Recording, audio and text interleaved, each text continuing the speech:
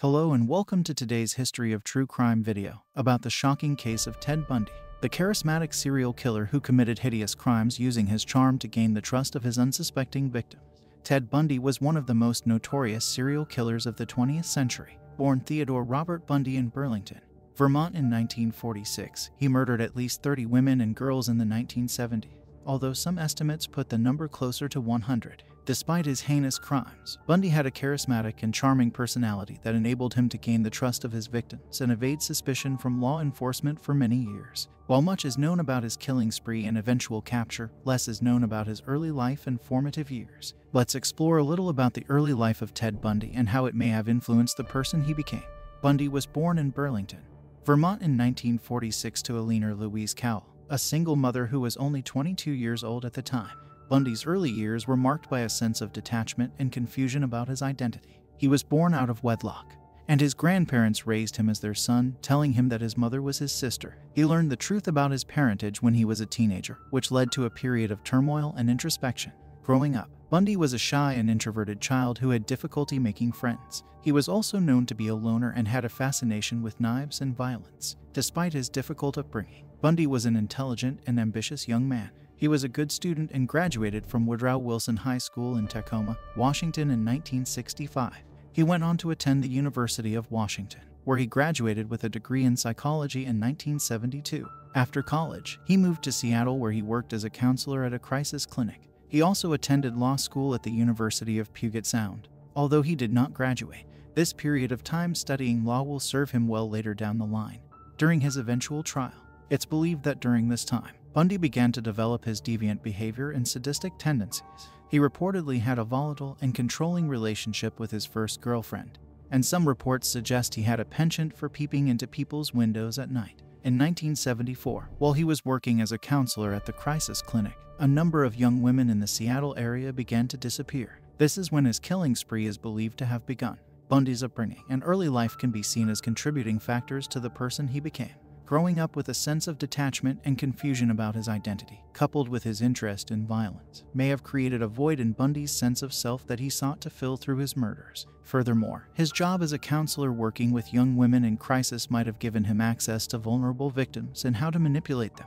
Bundy's early life may have played a role in the development of his criminal mind and predatory behavior. His early experiences may have laid the groundwork for the person he became, including his penchant for violence and his ability to manipulate and deceive others. While his actions were heinous and caused immeasurable pain and suffering, understanding his early life can provide insight into the development of such a dangerous individual and see the building blocks that have created such a monster. It is believed that Bundy's killing spree began in the early 1970s. Although it was not until 1974 that the first of his victims were discovered. The victims were young women, most of them students or recent graduates, who had been kidnapped, raped, and brutally murdered. Bundy would often lure his victims by feigning injury or asking for assistance, and then overpower and abduct them. He was known to have kept grim trophies of his crimes, such as women's hair and other personal items, and would sometimes revisit the scenes of his murders. Bundy's killing spree continued throughout the 1970s, and he evaded capture despite intense efforts from law enforcement.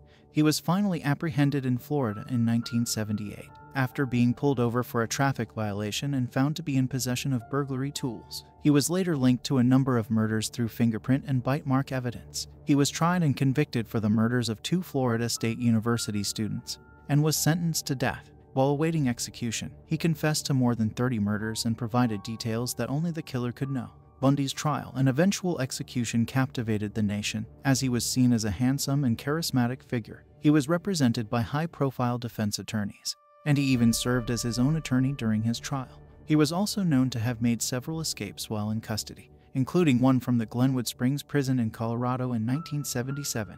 Despite the overwhelming evidence against him, Bundy continued to maintain his innocence and appeal his conviction. Using his charm and intelligence to fool people, he was eventually executed in the electric chair in 1989, after more than a decade on death row.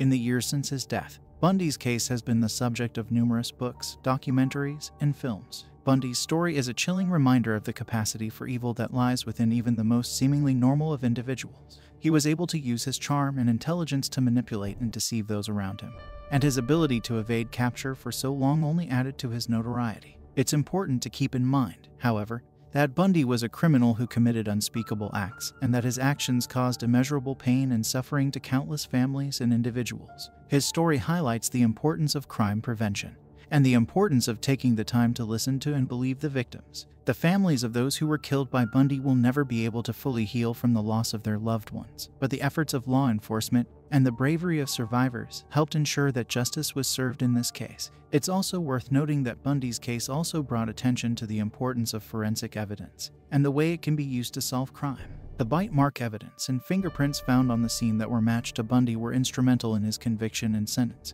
which has left a lasting impact on the justice system to this day and how forensic evidence is used. In addition, Bundy's case also shed light on the issue of mental health and the criminal justice system.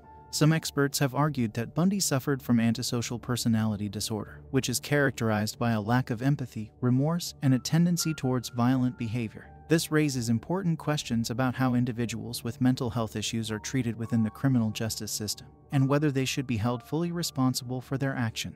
A controversial argument. In conclusion, Ted Bundy is one of the most notorious serial killers in American history, responsible for the deaths of at least 30 women and girls. His case highlights the need for effective crime prevention, the importance of forensic evidence, and the complexity of mental health issues within the criminal justice system. The memories of his victims and their families will forever be honored, and their bravery and resilience in the face of such tragedy should never be forgotten. If you enjoyed this video, please hit the like and subscribe button, and do please share with your friends. Please drop your comments below on any future true crime stories you would love to learn more about and any suggestions for our next video. Subscribe to be in the loop and stay in the know for when our next video drops. Thank you.